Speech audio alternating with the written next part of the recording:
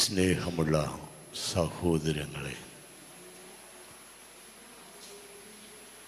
ഈ 1 മണിക്കൂർ സമയം നമുക്ക് ദൈവ വചനത്തിലൂടെ നമ്മുടെ കുടുംബ ജീവിതത്തെക്കുറിച്ചും ആ കുടുംബ ജീവിതത്തെ വിശുദ്ധീകരിക്കുന്ന മാർഗങ്ങളെക്കുറിച്ചും ഒന്ന് പഠിക്കാം, ധ്യാനിക്കാം.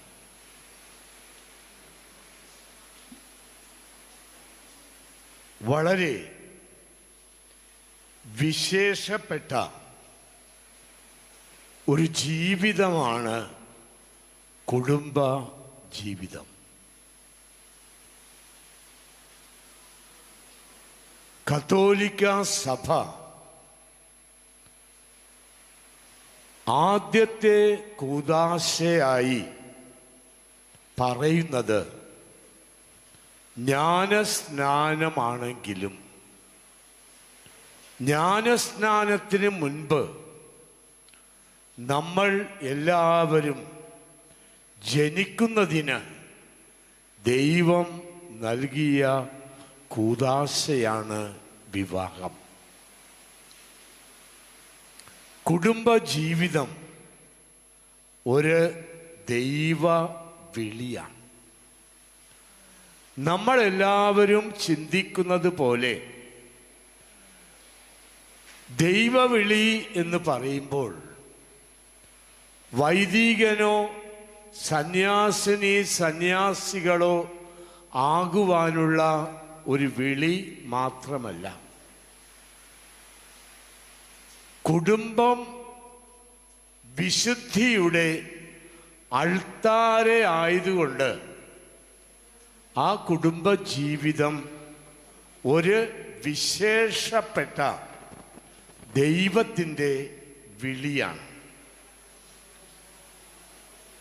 മനുഷ്യൻ്റെ ബുദ്ധിയിലോ ഭാവനയിലോ ഉദയം ചെയ്തതല്ല കുടുംബജീവിതം. മനുഷ്യൻ്റെ സൃഷ്ടിയല്ല, മനുഷ്യൻ്റെ മനസ്സിലോ ചിന്തയിലോ ഉദയം ചെയ്ത ഒന്നല്ല കുടുംബജീവിതം. അത് ദൈവീകമാണ്.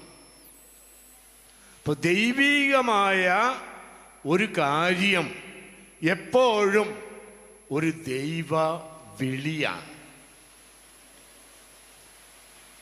ആജീവനാന്തം പരസ്പരം സ്നേഹം പങ്കുവെച്ച് ഐക്യത്തിൽ ജീവിക്കുവാനുള്ള ദൈവത്തിൻ്റെ വിളിക്ക് യുവാവും യുവതിയും പ്രത്യുത്തരം നൽകുന്നതോടെയാണ് കുടുംബജീവിതം ആരംഭിക്കുന്നത്. അപ്പോൾ ദൈവം 2 പേരെയും വിളിക്കുന്നു. നിങ്ങൾ ഇനി മുതൽ 2 അല്ല, ഒരു ശരീരമാണ്. അങ്ങനെ ആരംഭിക്കുകയാണ് ഈ കുടുംബ ജീവിതത്തിലേക്കുള്ള ദൈവ വിളി. ഒരു വൈദികൻ ഒറ്റയ്ക്കാണ് സ്വീകരിക്കുന്നത് ഒരു വൈദികനാകുവാനുള്ള വിളി, ഒരു സന്യാസിയാകുവാനുള്ള വിളി.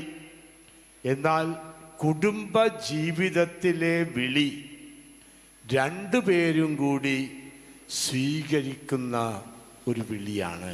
Price the lord, hallelujah. പ്രിയ സഹോദരങ്ങളെ, ഞാൻ നിങ്ങളോടിന്ന് ഈ കൂദാശയെക്കുറിച്ചും അമ്മയായ മറിയത്തിൻ്റെ സാന്നിധ്യത്തെക്കുറിച്ചും അതോടൊപ്പം തന്നെ വിശുദ്ധ കുർബാനയുടെ പ്രത്യേകമായ ദൈവിക സാന്നിധ്യത്തെക്കുറിച്ചും കുടുംബജീവിതത്തോട് ഒന്നു ചേർന്ന് പറയുവാൻ ആഗ്രഹിക്കുകയാണ്. കുടുംബജീവിതം ഒരു ദൈവീകമായ പ്ലാനും പദ്ധതിയുമുള്ള ദൈവത്തിൻ്റെ ഒരു വിളിയാണെന്ന് ഞാൻ പറഞ്ഞു. ആ വിളി സ്വീകരിച്ചുകൊണ്ടാണ് നമ്മൾ ഈ പുതിയ കൂദാശയിലേക്ക് പ്രവേശിക്കുന്നത്. നമ്മളൊരു കാര്യം ഓർക്കണം. കർത്താവായ യേശുവിൻ്റെ തിരുഹൃദയത്തിൽ നിന്ന് പ്രത്യേകമായി കരുണയുള്ള യേശുവിൻ്റെ ഹൃദയത്തിൽ നിന്ന് 7 കതിരുകൾ പുറത്തേക്ക് വരുന്നത് നിങ്ങൾക്ക് കാണാം. 7 കതിരുകൾ. അതിൽ 3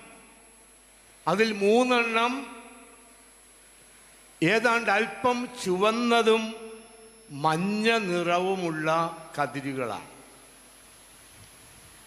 രണ്ടാമത്തത് അല്പം വെള്ളയും നീലയും നിറഞ്ഞ കതിരുകളാണ്. ആദ്യത്തെ 3 മുദ്രയിടുന്ന കൂദാശകളാണ്. ആദ്യത്തെ ആ 3 കിരണങ്ങൾ യേശുവിൻ്റെ ഹൃദയത്തിൽ നിന്ന് ഒഴുകുന്ന ആ കിരണങ്ങൾ, അത് 7 കൂദാശകളാണ്. ആ കൂദാശകളുടെ പ്രത്യേകത, ഈ 3 കിരണങ്ങൾ അത് മുദ്രയിടുന്ന കൂദാശകളാണ്. ആ കൂദാശകൾ ഒരു പ്രാവശ്യം മാത്രമേ ഒരാൾക്ക് സ്വീകരിക്കാൻ പാടുള്ളൂ. അപ്പോൾ ഒരു പ്രാവശ്യം മാത്രം. ഏതെല്ലാമാണ് കൂദാശകൾ? ഏതെല്ലാമാണ്? ജ്ഞാനസ്നാനം, സ്ഥൈര്യലേപനം, തിരുപ്പട്ടം. ഈ കൂദാശകൾ ഒരു പ്രാവശ്യം മാത്രമേ സ്വീകരിക്കാൻ പാടുള്ളൂ. ഒന്നാമത്തേത് ജ്ഞാനസ്നാനം. ജ്ഞാനസ്നാനം നമ്മൾ സ്വീകരിക്കുന്നത് പരിശുദ്ധാത്മാവിലൂടെയാണ്. ആദ്യമായിട്ട് നമ്മളിലേക്ക് ദൈവത്തിൻ്റെ ആത്മാവ് കടന്നു വരുന്ന കൂദാശയാണ് ജ്ഞാനസ്നാനം. ജ്ഞാനസ്നാനം സ്വീകരിക്കുന്നത് വെള്ളം കൊണ്ടാണ്.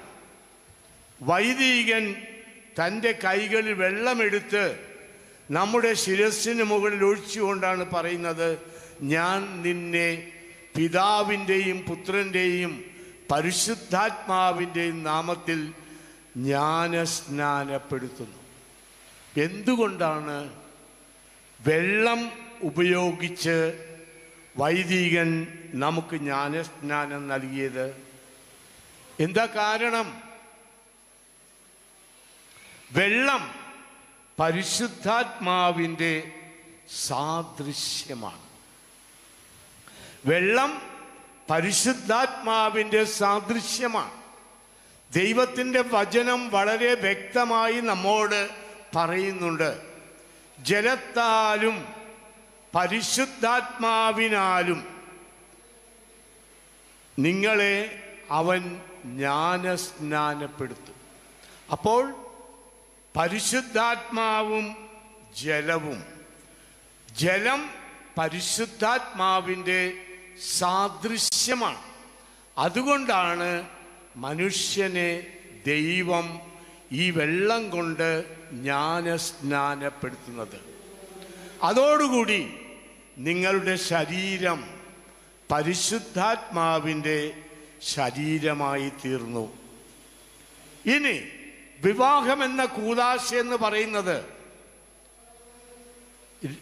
പരിശുദ്ധാത്മാവിൻ്റെ ശരീരമായി തീർന്ന 2 പേർ തമ്മിലുള്ള ഒരു വാഗ്ദാനമാണ്. Praise the lord, hallelujah. അത് മനസ്സിലാക്കണം. വിവാഹം എന്ന കൂദാശ എന്ന് പറയുന്നത്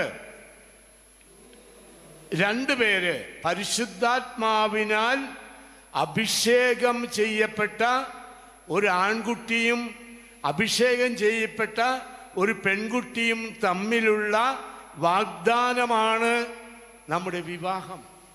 അതുകൊണ്ടാണ് അത് ഒരു ദൈവവിളിയാണെന്ന് സഭ പറയുന്നത്.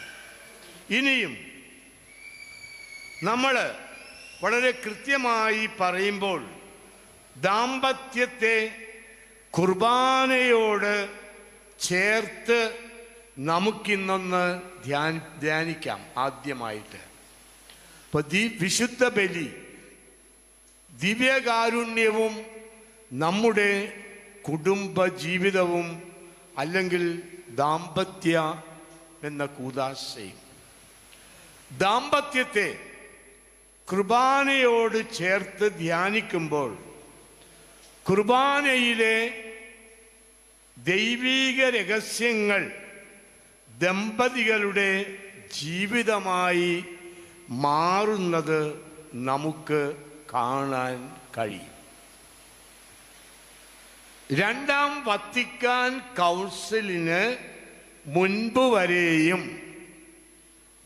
വിവാഹമെന്ന കൂദാശ നൽകിയിരുന്നത് ദിവ്യബലിയുടെ മധ്യേ ആയിരുന്നില്ല.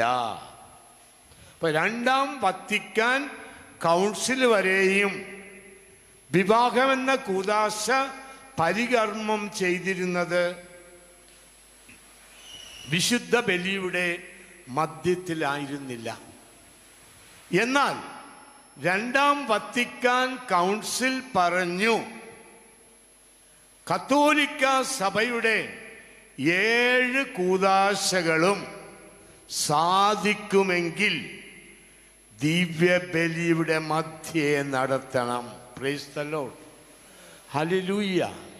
നോക്കിയേ, എത്രമാത്രം പ്രാധാന്യമാണ് കത്തോലിക്ക സഭ ദിവ്യ കാരുണ്യത്തിന് കൊടുക്കുന്നത്. അതേ പ്രാധാന്യം തന്നെയാണ് നിങ്ങളുടെ കുടുംബ ജീവിതത്തിനും സഭ നൽകുന്നത്. ഇനിയും ആത്മദാനത്തിൻ്റെ രഹസ്യമാണത്. പരിശുദ്ധ കുർബാന ആത്മദാനത്തിൻ്റെ രഹസ്യമാണ്. തൻ്റെ ഉള്ളും തനിക്കുള്ളതും തന്നെയും വ്യവസ്ഥയില്ലാതെ വിരുന്നാക്കി തന്ന നിത്യസ്നേഹത്തിൻ്റെ മഹോന്നത പ്രകാശനമാണ് ദിവ്യ കാരുണ്യം. ജീവിതത്തിൽ വിരുന്നൊരുക്കിയവൻ, നോക്കുക ഈ വാക്ക്, ജീവിതത്തിൽ വിരുന്നൊരുക്കിയവൻ, ജീവിതത്തെ തന്നെ വിരുന്നാക്കി അപ്പം മുറിച്ച് നൽകിയവൻ, മുറിച്ചു തീർന്നപ്പോൾ അപ്പമായി എല്ലാം കൊടുത്തു തീർന്നപ്പോൾ കൊടുത്തു തീരലിൻ്റെ രഹസ്യത്തെ കൂദാശയാക്കി. അപ്പൊ കൊടുത്ത് ഒരു കൂദാശയായി മാറി. എന്താണ് വിവാഹം? ഞങ്ങൾ ജീവിതത്തിൻ്റെ അവസാനം വരെ പരസ്പരം സ്നേഹത്തിൽ, ഐക്യത്തിൽ ഒന്നിച്ച് ജീവിച്ചുകൊള്ളാം. കൊടുക്കുന്നതാണ് ദിവ്യകാരുണ്യം എന്ന കൂദാശയെങ്കിൽ കൊടുക്കുന്നത് തന്നെയാണ് വിവാഹമെന്ന കൂദാശ. ഏറ്റവും ശക്തമായി തന്നെ പൂർണ്ണമായി കൊടുത്ത ഒരു സ്ത്രീയുണ്ട്. ആരാണത്? പരിശുദ്ധ കന്യക മറിയം. അപ്പം അമ്മയുടെ മാതൃകയാണ് നമ്മൾ നമ്മുടെ കുടുംബ ജീവിതത്തിൽ കാണുന്നത്. ഇനി ഈ നിറവാണ് ബലിദാനത്തിൻ്റെ വലിയ രഹസ്യം. എത്രമാത്രം പൂർണ്ണമായി എനിക്ക് എന്നെ തന്നെ ദൈവത്തിന് സമർപ്പിക്കുവാൻ സാധിക്കുമോ അത്രമാത്രം എൻ്റെ ജീവിതം ദൈവത്തിന് സമർപ്പിക്കപ്പെട്ട സന്യാസ ജീവിതമായി മാറും. എത്രമാത്രം പൂർണ്ണമായി ഒരു ഭാര്യയും ഭർത്താവും പരസ്പരം സമർപ്പിക്കുന്നുവോ ആ സമർപ്പണം ഒരു കൂദാശയായി മാറുന്നത് കർത്താവിൻ്റെ കരം അവരുടെ കരങ്ങളോടുകൂടി വയ്ക്കുമ്പോഴാണ്. Praise the lord, hallelujah. അപ്പോൾ ഒരു കൂദാശ. ഇപ്പോൾ ദിവ്യകാരുണ്യം നമുക്ക് എടുത്തു നോക്കാം. ദിവ്യകാരുണ്യം ഒരു കൂദാശയാകുന്നത് കാനപ്പള്ളി അച്ഛനോ പ്രശാന്ത് അച്ഛനോ ആരെങ്കിലും അവരുടെ കയ്യിൽ അപ്പമെടുത്ത് ഇതെൻ്റെ ശരീരമാകുന്നു എന്ന് പറയുമ്പോഴാണ്. അപ്പോഴാണ് ദൈവത്തിൻ്റെ ആത്മാവ് ആ തിരുവോസ്തിയിൽ വന്ന് ആ അപ്പത്തെ യേശുവിൻ്റെ ശരീരമാക്കി മാറ്റുന്നത്. ഇനി ഓർക്കേണ്ട ഒരു കാര്യം, എങ്ങനെയാണ് ഈ ദിവ്യകാരുണ്യം കൂദാശയായി മാറുന്നത്? അത് അനുസരണത്തിലൂടെയാണ്. സമർപ്പണമാണ് അനുസരണം. അനുസരണത്തിലൂടെയാണ് ഈ അപ്പം യേശുവിൻ്റെ ശരീരമായി മാറുന്നത്.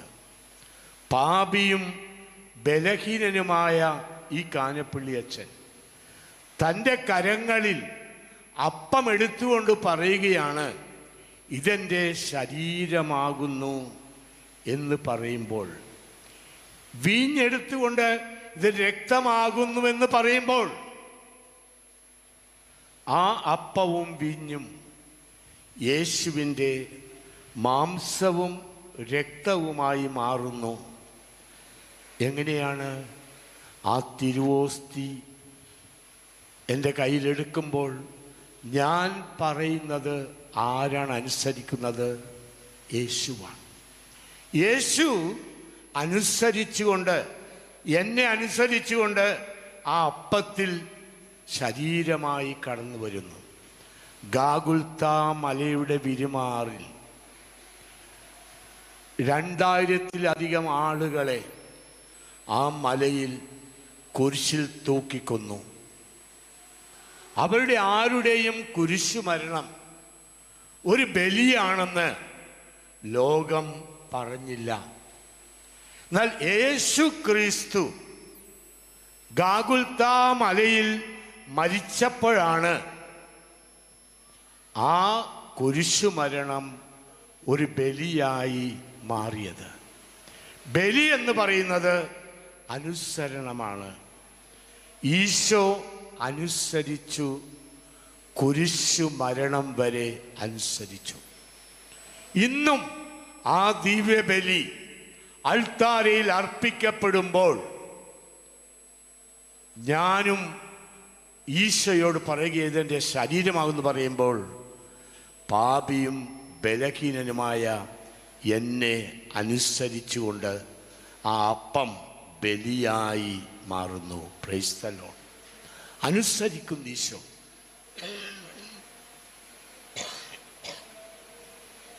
ഗാഗുൽത്തായുടെ വിരുമാറിൽ പിതാവിനെ അനുസരിച്ച ഈശോ ഇന്ന് പാപികളായ വൈദികരെ അനുസരിക്കുന്നതാണ് ദിവ്യബലി. അതുകൊണ്ടാണ് പ്രാധാന്യം. ഇനി എന്താണ് വിവാഹം എന്ന കൂദാശ? ഞങ്ങളുടെ ജീവിതത്തിന് അവസാനം വരെ എന്താ പറയുന്നത്?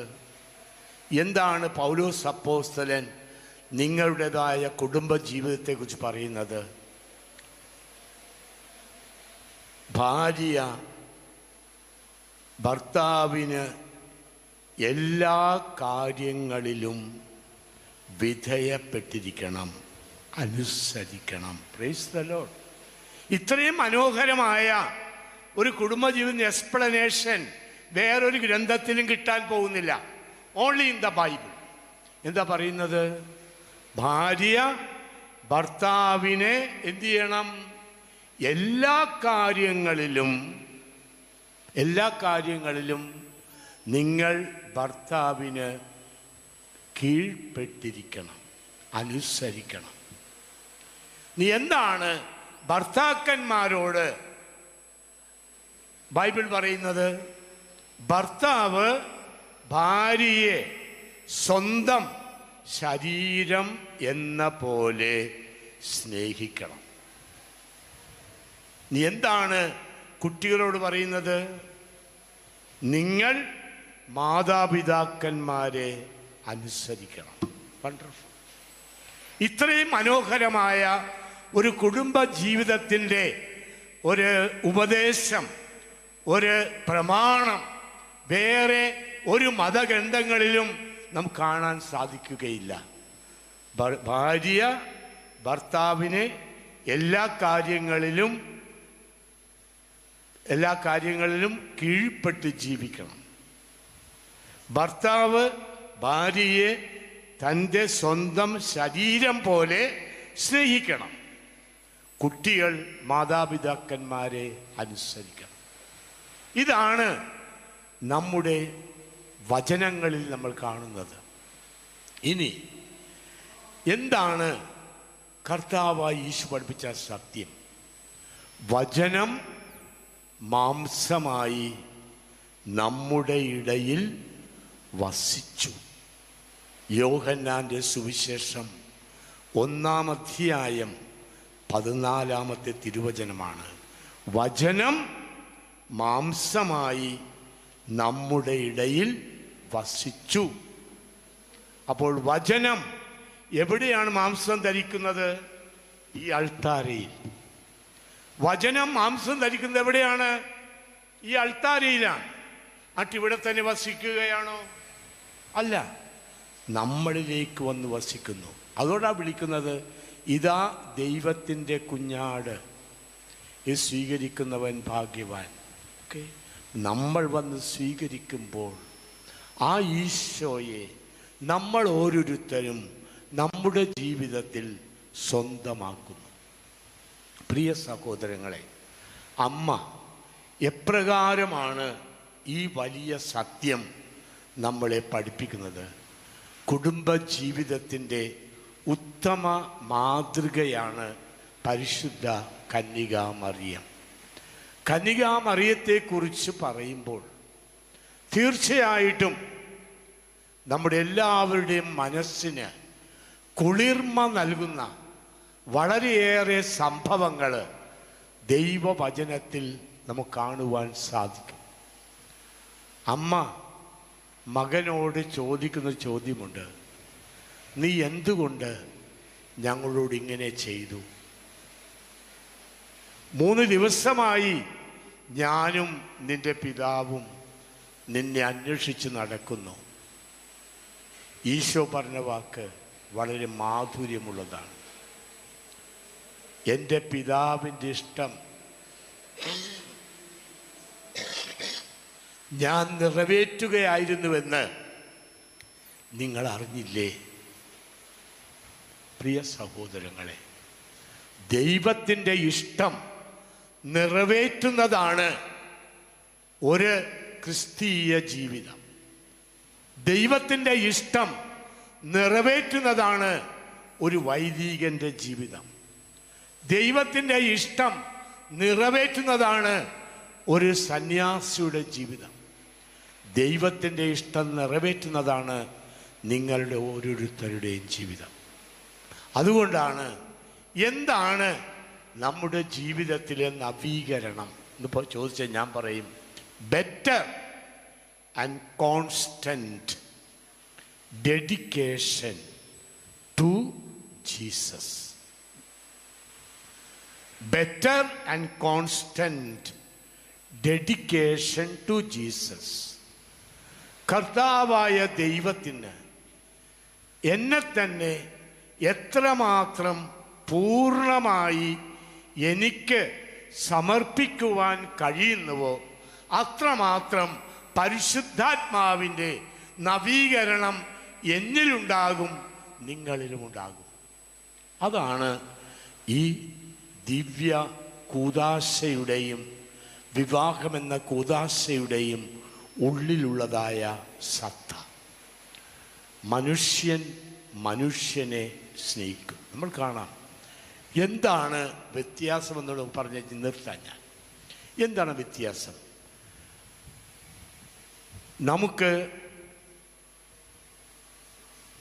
Finite being and infinite being.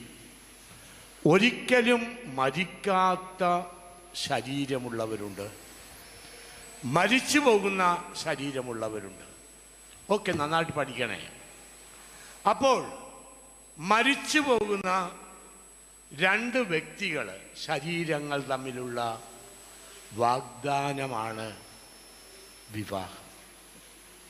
ജോസഫും മേരിയും രണ്ടുപേരും മനുഷ്യരാണ്. ആ മനുഷ്യരായ നിങ്ങൾ രണ്ടുപേരും ഒന്നിച്ച് പരസ്പരം സമർപ്പിക്കുന്നതാണ് വിവാഹം. എന്താണ് പൗരോഹിത്യം? ഒരു മനുഷ്യൻ ദൈവത്തിന് അവനെ തന്നെ സമർപ്പിക്കുന്നതാണ് പൗരോഹിത്യം. Price the Lord. രണ്ടും സമർപ്പണമാണ്. ഒന്ന് മനുഷ്യൻ മനുഷ്യന് കൊടുക്കുന്ന സമർപ്പണം, മറ്റൊന്ന് മനുഷ്യൻ ദൈവത്തിന് കൊടുക്കുന്ന സമർപ്പണം. എന്നാൽ നിങ്ങൾ രണ്ടുപേരും പരസ്പരം കൊടുത്തു കഴിയുമ്പോൾ നിങ്ങൾക്ക് അതിൽ നിന്നൊരു ഡിവൈൻ, ഒരു ദൈവീകമായ ശക്തി നിങ്ങളിലേക്ക് കടന്നു വരുന്നു. അതാണ് ക്രിസ്തീയ വിവാഹം. മാർപ്പാപ്പ പറയുന്ന വാക്കുകൾ വളരെ വിചിത്രമാണ്. ഫ്രാൻസിസ് പാപ്പ വളരെ നല്ലതാണത് കേൾക്കാനായിട്ട് തന്നെ, അല്ലേ? matrimonio è un segno di chiesa. Matrimony is a sign of the church. ഇല്ലേ? അപ്പോൾ നിങ്ങളുടെ ആ വിവാഹം എന്ന കൂദാശ, സഭയുടെ പ്രത്യേകത നോക്കുക. കേസ് അത് ഒരു സീന്യം, ഒരു സൈനാണ്, ഒരടയാളമാണ്. ഒരു പുരുഷനും ഒരു സ്ത്രീയും പരസ്പരം പൂർണ്ണമായി കൊടുക്കുന്നു. ഇനി മാനുഷികമായിട്ട് ഒരു സ്ത്രീക്കും പുരുഷനും ജീവിതത്തിൻ്റെ അവസാനം വരെ ഇങ്ങനെ ജീവിക്കാൻ സാധിക്കുമോ? മാനുഷികമായിട്ട് ജോസഫിനും പിന്നെ മേരിക്കും ജീവിതത്തിൻ്റെ അവസാനം വരെ അങ്ങനെ മാനുഷികമായി പരസ്പരം സ്നേഹിച്ച് ജീവിക്കാൻ സാധിക്കുമോ? എന്തു പറയുന്നു? സാധിക്കില്ല. അപ്പോൾ അവിടെ ഒരു ദൈവീകമായ ശക്തി ഉണ്ട്. ആ ദൈവീകമായ ശക്തി വരുമ്പോഴാണ് അതിന് നമ്മൾ കൂദാശ എന്ന് പറയുന്നത്. വണ്ടർഫുള്ളാണ്. ദൈവത്തിൻ്റെ കൂദാശ സൈൻ, ഒരു വലിയ ദൈവത്തിൻ്റെ അടയാളമായി ആ കൂദാശ മാറുന്നു. അപ്പം അതുകൊണ്ടാണ് ചെ കൊൽക്കോസ സ്പെച്ചിയാലെ എ ദിവീന നെൽ മത്രിമോണിയോ കത്തോലിക്കോ. എല്ലാവർക്കും മനസ്സിലായി, ഇറ്റാലിയൻ ഭാഷയായതുകൊണ്ട്, അല്ലേ? എല്ലാവർക്കും ഈ ഭാഷാപരമുള്ളത് കൊണ്ട് ഐ തിങ്ക് മനസ്സിലായി കാണും എന്താണ് കൂദാശ എന്ന് പറയുന്നത്. എന്താ അവിടെ പറയുന്നത്, അല്ലേ? ദൈവത്തിൻ്റെതായ ദിവീനോ, നിങ്ങളുടെ എല്ലാവരുടെയും വിവാഹമെന്ന കൂദാശ എന്ന് പറയുന്നത് അതിലെന്തോ ദൈവീകതയുണ്ട്, അതിലെന്തോ പ്രത്യേകതയുണ്ട്. അതെന്താണത്? ദൈവത്തിൻ്റെ അനുഗ്രഹമാണ് ആ കൂദാശ. അതിലൊരു ദൈവീകതയുണ്ട്. നിങ്ങളുടെ ആ വലിയ കൂദാശ ജീവിതത്തിൽ സ്വീകരിക്കുമ്പോൾ നിങ്ങൾ ദൈവവരപ്രസാദം സ്വീകരിക്കുന്നു. Price the lord. ഹല്ലേലൂയ. അപ്പോൾ നിങ്ങൾ ഓരോരുത്തരും വിവാഹം എന്ന കൂദാശയിൽ പങ്കുചേർന്ന് വിവാഹിതരാകുമ്പോൾ, ആ കൂദാശ സ്വീകരിക്കുമ്പോൾ നിങ്ങൾ എന്താ സ്വീകരിക്കുന്നത്? പ്രസാദവരം. എന്താണ് പ്രസാദവരം എന്ന് പറയുന്നത്? ദൈവത്തിൻ്റെ ആത്മാവിനെ സ്വീകരിക്കുന്നു. അപ്പോഴാണ് അതൊരു കൂദാശയായി മാറുന്നത്. ഇനി എന്താണ് സ്പെഷ്യാലി എന്ന് പറയുന്നത്? എന്താണ് അതിലൊരു പ്രത്യേകതയുള്ളത്? മറ്റുള്ള മതങ്ങളിലെ കല്യാണ ചടങ്ങ് പോലെയല്ല നമ്മുടെ ചടങ്ങ്. അതൊരു കൂദാശ പരികർമ്മമാണ്. നമ്മൾ പള്ളിയിൽ ചെന്ന് ഭാര്യ വീട്ടിൽ നിന്ന് വരുന്നു, ചെറുക്കൻ്റെ വീട്ടിൽ നിന്ന് വരുന്നു, ഒന്നു ചേർന്ന് അൾത്താരുടെ മുൻപിൽ ഒരുമിച്ച് നിന്നുകൊണ്ട് നിങ്ങളെല്ലാവരും മുമ്പിൽ വെച്ച് പറയുകയാണ്, ഞാൻ ഈ നിൽക്കുന്ന ഈ പെൺകുട്ടിയെ ജീവിതത്തിൻ്റെ അവസാനം വരെ സന്തോഷത്തിലും സന്താപത്തിലും അല്ലേ, എൻ്റെ അഭിവൃദ്ധിയിൽ എല്ലാത്തിലും ഞാൻ ഇവളെ സ്നേഹിച്ചോളാം. പക്ഷേ ഒരു മനുഷ്യന് സാധിക്കുന്ന കാര്യമാണോ അത്? അവസാനം ഒരാളെ മാത്രം സ്നേഹിക്കാൻ മാനുഷികമായിട്ട് സാധിക്കില്ല. പക്ഷേ ദൈവത്തിൻ്റെ കൃപ പ്രസാദപരമുള്ളത് കൊണ്ടാണ് അതിന് നമ്മളെ ദൈവം അനുഗ്രഹിച്ച് ആശീർവദിക്കുന്നത്. പ്രിയ സഹോദരങ്ങളെ, നമുക്ക് അമ്മയായ മറിയത്തിൻ്റെ ആ ജീവിതത്തിലേക്കൊന്ന് കടന്നു വരാം. അമ്മയോട് ഗാബ്രിയേൽ ദൂതൻ വന്ന് പറഞ്ഞു, നീ ഒരു കുഞ്ഞിനെ പ്രസവിക്കും, അവന് ഈശോ എന്ന് പേരിടണം, അവൻ വലിയവനായിരിക്കും. മറിയം പറഞ്ഞു, ഇതെങ്ങനെ സംഭവിക്കും? എനിക്ക് പുരുഷനെ അറിയില്ലല്ലോ. അപ്പോൾ ആ ദൂതൻ പറഞ്ഞ വാക്കോർക്കുക, പരിശുദ്ധാത്മാവ് നിന്റെ മേൽ വരും. പരിശുദ്ധാത്മാവ് മാതാവിൻ്റെ മേൽ വരും. നിങ്ങളിൽ ഓരോരുത്തരിലും വിവാഹമെന്ന കൂദാശയിലൂടെ ദൈവത്തിൻ്റെ ആത്മാവ് കടന്നു വന്നു എന്നുള്ള സത്യം മറന്നു പോകാൻ പാടില്ല. പരിശുദ്ധാത്മാവ് നിന്റെ മേൽ എഴുന്നള്ളി വരും. നിന്നിലൂടെ ഉത്ഭവിക്കുന്ന ശിശു ദൈവപുത്രൻ എന്ന് വിളിക്കപ്പെടും. വണ്ടർഫുൾ. അപ്പോൾ മാതാവ് പറഞ്ഞൊരു വാക്കുണ്ട്, ഇതാ കർത്താവിൻ്റെ ദാസി. അതാണ് പൂർണ്ണമായ സമർപ്പണം. വിശുദ്ധ ഔസേപ്പിതാവിന് മാതാവ് പൂർണ്ണമായി സമർപ്പിച്ചവളാണ്. എന്നാൽ ദൈവത്തിൻ്റെ ദൂതൻ്റെ ആത്മാവിനോട് അമ്മ പറഞ്ഞത് ഞാൻ അനുസരിക്കുന്നുവെന്നാണ്. രണ്ടും ഒരു കുടുംബജീവിതമാണ്, ഒരു ദൈവത്തിൻ്റെ അമ്മയാകുവാനുള്ള ജീവിതമാണ്. പ്രിയ സഹോദരങ്ങളെ, എത്ര വിശിഷ്ടമാണ് നിങ്ങൾ ഓരോരുത്തരുടെയും വിവാഹ ജീവിതം.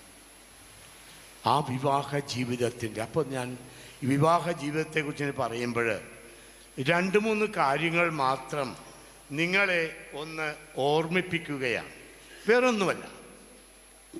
വിവാഹ ജീവിതം എന്താണൊരു കുടുംബജീവിതം? അത് പരസ്പരമുള്ള സ്നേഹത്തിൻ്റെ ജീവിതമാണ്. സ്നേഹം പങ്കുവയ്ക്കുന്ന ഒരു ജീവിതം. എന്തെല്ലാം കൊടുത്താലും ഒരു ഭാര്യ സന്തോഷവതിയാവുകയില്ല, ഭർത്താവ് സന്തോഷവാനാവുകയില്ല. പക്ഷേ സ്നേഹം കിട്ടുമ്പോഴാണ് അവരുടെ വിവാഹ ജീവിതത്തിൻ്റെ വലിയ സന്തോഷം അവർക്ക് അനുഭവിക്കുവാൻ കഴിയുക. ഞാൻ ഒരിക്കൽ ഒരു ക്ലാസ്സിൽ, ഇപ്പോൾ യുവാക്കന്മാരുടെ ക്ലാസ്സാണ്, കോളേജിലെ ക്ലാസ്സാണ്. അപ്പം ഞാൻ കുട്ടികളോട് ചോദിച്ചു, മക്കളെ, നിങ്ങളുടെ മാതാപിതാക്കന്മാരിൽ നിന്ന് നിങ്ങളുടെ മാതാപിതാക്കന്മാരിൽ നിങ്ങൾ കാണുവാൻ ആഗ്രഹിക്കുന്ന, അവരിൽ നിന്ന് നിങ്ങൾ പ്രതീക്ഷിക്കുന്ന ഏറ്റവും വലിയ സമ്മാനം എന്താണ്? അപ്പോൾ ഒരു ഭാര്യ ഭർത്താക്കന്മാരിൽ നിന്ന്, ഒരപ്പനും അമ്മയിൽ നിന്ന് മക്കൾ ആഗ്രഹിക്കുന്ന ഏറ്റവും വലിയ സമ്മാനം എന്താണ്? ഞങ്ങളുടെ അപ്പനും അമ്മയും പരസ്പരം സ്നേഹിച്ച് ജീവിക്കുന്നത് കാണാൻ ഞങ്ങൾ ആഗ്രഹിക്കുന്നു. വണ്ടർഫുൾ. ഇനി അവരോട് തന്നെ കുറേ കാര്യങ്ങൾ ഞാൻ ചോദിച്ചു. ഞാൻ പറഞ്ഞു, എന്നോട് പറഞ്ഞു, അച്ഛാ, ഒരു കുട്ടി എന്നെ കാണാൻ വന്നിട്ട് പറയുകയാണ്, ഇവിടെയല്ല, അങ്ങ് ഗുരുവായൂർ കോളേജിലാണ്, മമ്മിയൂർ എന്ന് പറയും ഈ സ്ഥലം. അപ്പോൾ അവിടെ വെച്ച് വൈകുന്നേരമായപ്പോൾ കുട്ടികളെ കൗൺസിലിങ്ങിന് കാണണമെന്ന് പറഞ്ഞു. അങ്ങനെ ഓരോരുത്തരെ കാണുകയാണ്. ഒരു പെൺകുട്ടി വന്ന് എന്നോട് പറഞ്ഞത് ഞാൻ ഓർക്കുകയാണ്. ആ കുട്ടി വന്ന് മുമ്പിലിരുന്ന് കരഞ്ഞു. കരഞ്ഞുകൊണ്ട് പറയുകയാണ്, ഞാൻ പറഞ്ഞു, മോളെ എന്താ കരയുന്നത്? അവൾ പറഞ്ഞ അതേ വാക്ക് ഞാൻ പറയുകയാണ്, അച്ഛാ, എൻ്റെ വീട്ടിലെ മെയിൻ സ്വിച്ച് ഓഫാണ്. എൻ്റെ വീട്ടിലെ മെയിൻ സ്വിച്ച് ഓഫാണ്. ഞാൻ അവരോട് പറഞ്ഞ, എടി, നീ ആ മെയിൻ സ്വിച്ച് ഒന്ന് ഓൺ ചെയ്യുക. അതല്ല അച്ഛാ, എൻ്റെ വീട്ടിലെ എൻ്റെ അപ്പൻ ഓഫാണ്. മനസ്സിലായോ? അപ്പോൾ ഒരിക്കലും ഒരു കുടുംബത്തിലെ വിളക്ക് അതാ, ആ സ്വിച്ച് ഒരിക്കലും പിതാവ് ഓഫ് ചെയ്യാൻ പാടില്ല. രണ്ടാമത് അവൾ പറഞ്ഞത്, അപ്പോൾ അച്ഛാ, എൻ്റെ വീട്ടിലെ സ്വിച്ചിൻ്റെ അകത്തുള്ള ഫീസ് വയറില്ല. ആ ഫീസ് വയറ് അമ്മയാണ്. അപ്പച്ചനെ എത്രമാത്രം സ്നേഹിച്ചാലും അമ്മ എപ്പോഴും മാറി നിൽക്കുകയാണെങ്കിൽ കുടുംബജീവിതം മുന്നോട്ട് പോകില്ല.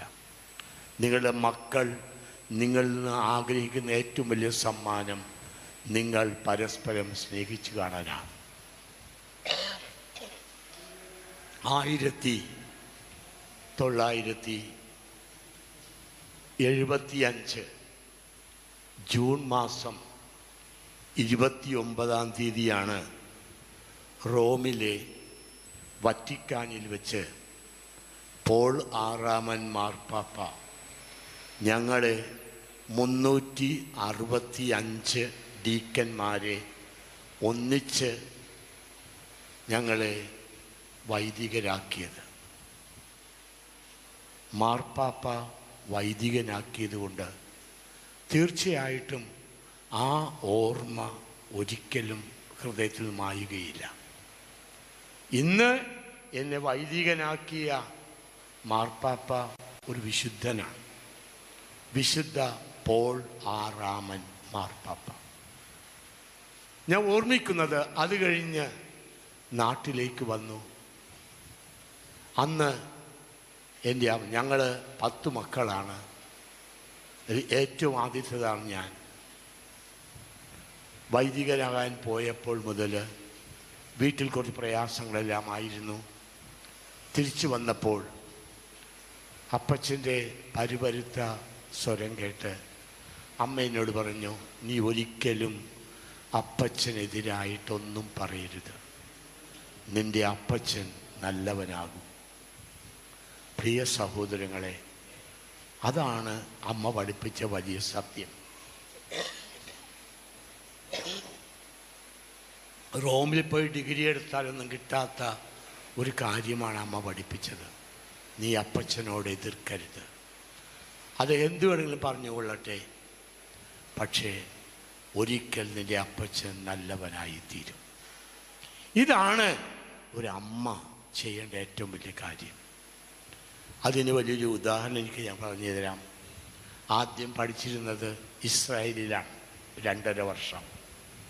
അപ്പോൾ അവിടെ ചെന്ന് കഴിഞ്ഞപ്പോൾ എനിക്ക് അവിടുന്ന്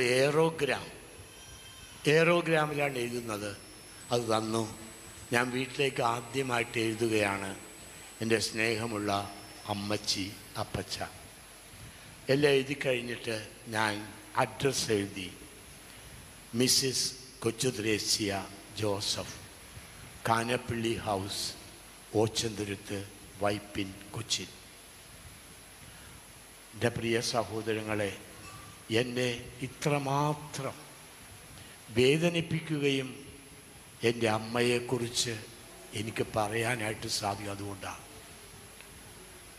അമ്മച്ചിയുടെ എൻ്റെ എഴുത്ത് കിട്ടിയപ്പോൾ അമ്മച്ചി ചെയ്തത്, നോക്കിയപ്പോൾ എഴുത്തിൻ്റെ മുകളിൽ എഴുതിയിരിക്കുന്നത് അപ്പൻ്റെ പേരല്ല, അമ്മയുടെ പേരാണ്. കൊച്ചു ത്രേസ്യ ജോസഫ്. അമ്മ ഉടനെ വേറൊരു നല്ല കവർ വാങ്ങിയിട്ട് ആ കവറിൻ്റെ അകത്ത് ഞാൻ എഴുതിയ എഴുത്തിട്ട് വായിക്കാതെ എഴുത്തിൻ്റെ പുറകിൽ എഴുതി വെച്ചു, നിൻ്റെ അപ്പച്ചൻ മരിച്ചിട്ടില്ല, you write your letter to your father. നിൻ്റെ അപ്പന് വേണ്ടി നീ അപ്പച്ചൻ്റെ മേൽലാസ്റ്റിൽ എഴുതുക, അതാണ് ആവശ്യമുള്ളത്. ഇതാണ് കുടുംബജീവിതം. എത്രമാത്രം ഒരമ്മയ്ക്ക് തൻ്റെ കുടുംബത്തിൻ്റെ ശക്തി വളർത്തിയെടുക്കുവാൻ കഴിയും, അത് നമ്മൾ കാണുന്നൊരു സത്യമാണ്. പ്രിയ സഹോദരങ്ങളെ, അമ്മയായ മറിയം ചെയ്തതും അത് തന്നെയാണ് തൻ്റെ ജീവിതത്തിൽ. അപ്പോൾ ഞാൻ പറഞ്ഞു, പരസ്പരം സ്നേഹിക്കണം. രണ്ടാമത്തത് പരസ്പരം കൊടുക്കണം. പരസ്പരം കൊടുക്കണം. എനിക്കുള്ളത് നിനക്കും, നിനക്കുള്ളത് എനിക്കും. നീ ഒരിക്കലും എനിക്കുള്ളത് വേറെ ആൾക്ക് കൊടുക്കാൻ പാടില്ല. So beautiful no. എനിക്കുള്ളത് നിനക്കും, നിനക്കുള്ളത് എനിക്കും. അതുകൊണ്ട് എനിക്കുള്ളത് നിനക്കാർക്കും കൊടുക്കാൻ പാടില്ല. പരസ്പരം കൊടുക്കുന്ന ജീവിതം. മൂന്നാമതായിട്ട്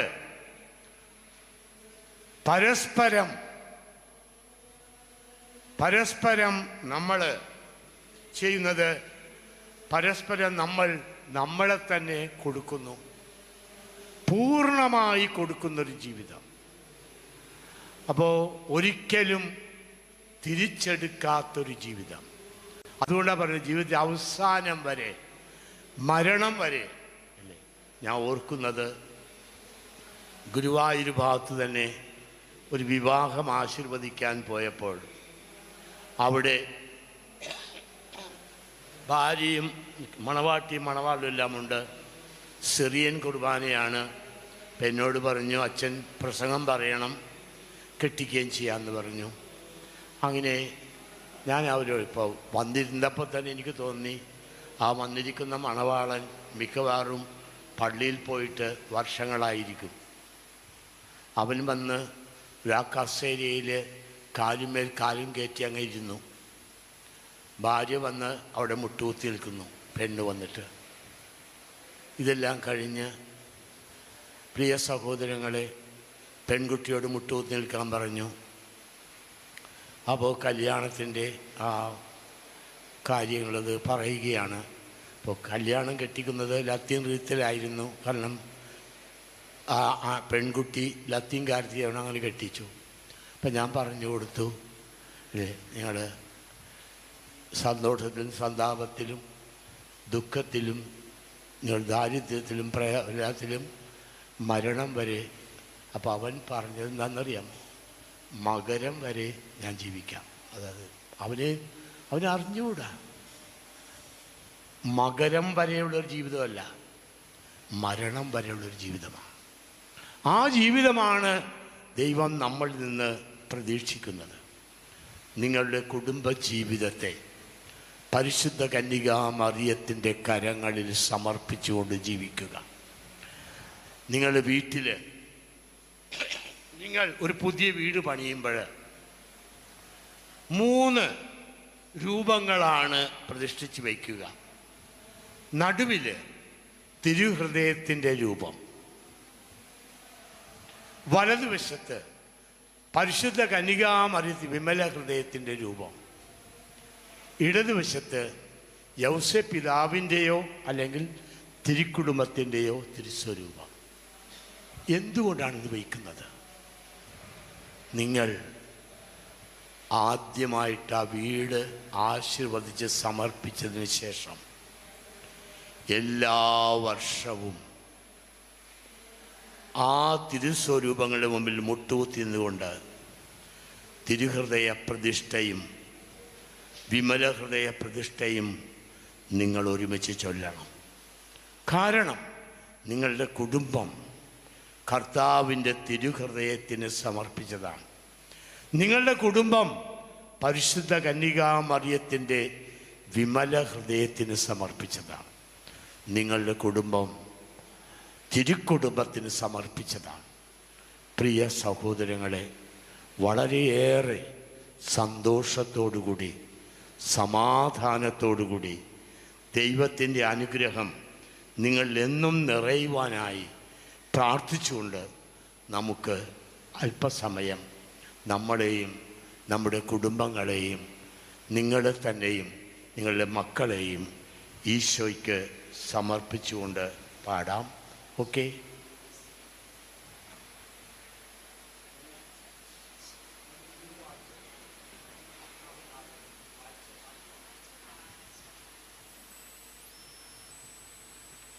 എല്ലാവരും എഴുന്നേൽക്കുക.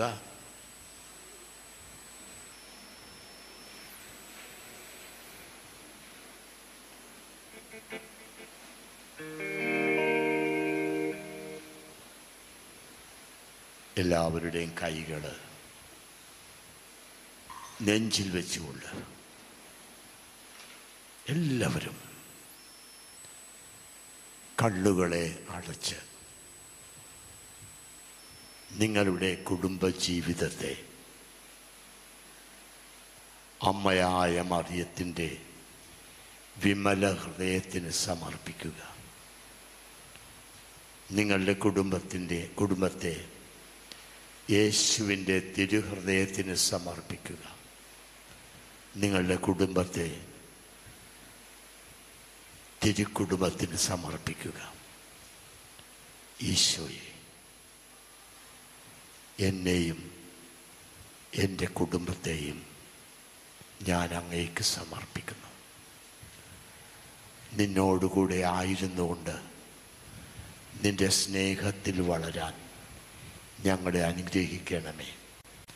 ഞങ്ങളുടെ കുടുംബജീവിതത്തിലെ എല്ലാ പ്രയാസങ്ങളും വേദനകളും ദുഃഖങ്ങളുമെല്ലാം പൂർണ്ണമായി അങ്ങേ തൃക്കരങ്ങളിൽ സമർപ്പിക്കുന്നു.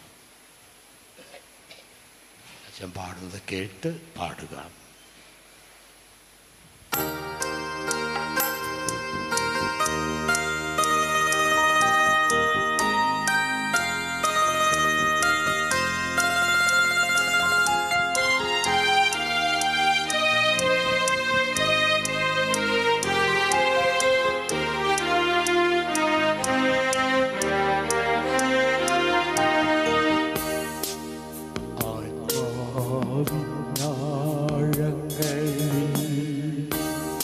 അറിഞ്ഞു നിൻ ദിവ്യ സ്നേഹം നിറഞ്ഞ തലോടലായി എന്നുമേശുവേ മനസ്സിൻ ഭാരമെല്ലാം നിന്നോട് പങ്കുവെച്ചു മാറോടെന്നെ ചേർത്തണച്ചു എന്തോരാനന്ദം എന്തോരാനന്ദം പാടിയെല്ലാവരും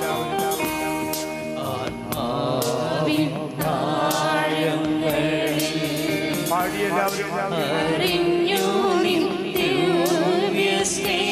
സ്വരം ഓരോ നിന്നോട്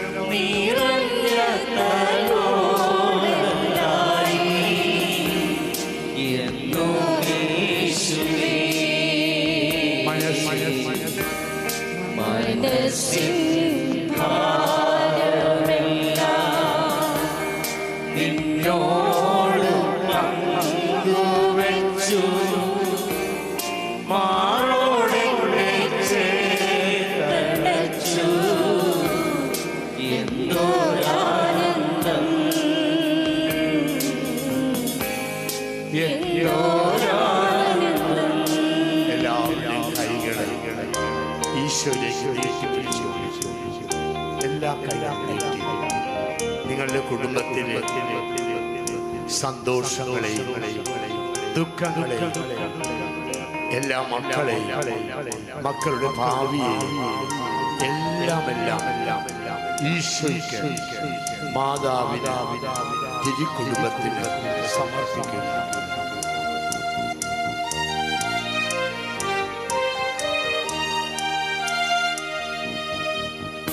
ഒരു നാൾ നാഥനെ ഞാൻ തിരിച്ചറിഞ്ഞു, തീരാത്ത സ്നേഹമായി അരികിൽ വന്നു.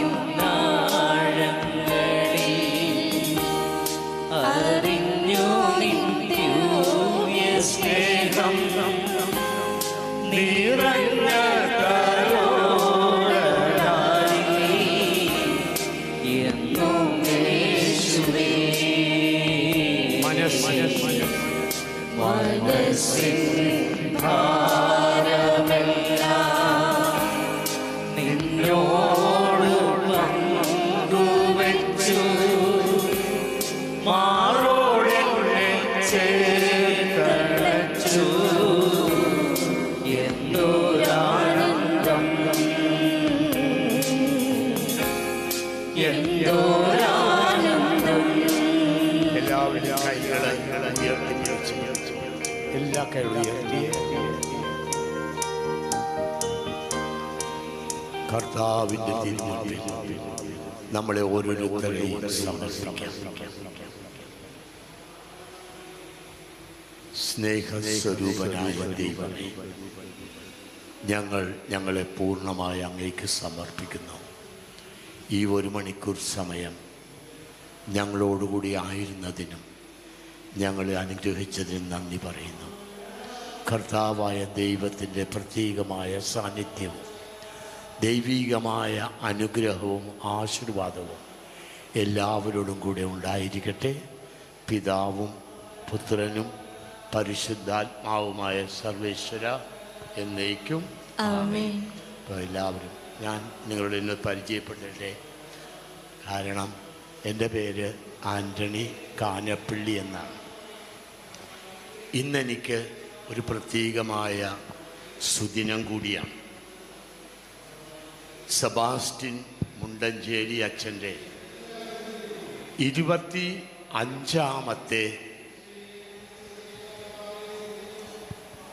ചരമവാർഷികമാണ്. സെബാസ്റ്റ്യൻ മുണ്ടഞ്ചേരി അച്ഛനും ഈ നിൽക്കുന്ന പാവപ്പെട്ട കാനപ്പള്ളി അച്ഛനും കൂടിയാണ് കേരളക്കരയിൽ കരിസ്മാറ്റിക് നവീകരണം കൊണ്ടുവന്നത്. വർഷങ്ങളായി, ഏതാണ്ട് 46-47 വർഷങ്ങളായി കരിസ്മാറ്റിക് നവീകരണത്തിൽ പ്രവർത്തിക്കുന്നു. ഞങ്ങളൊന്നിച്ച് കേരളത്തിലെ ആദ്യത്തെ ധ്യാന മന്ദിരമായ മഞ്ഞമ്മൽ CRCയിൽ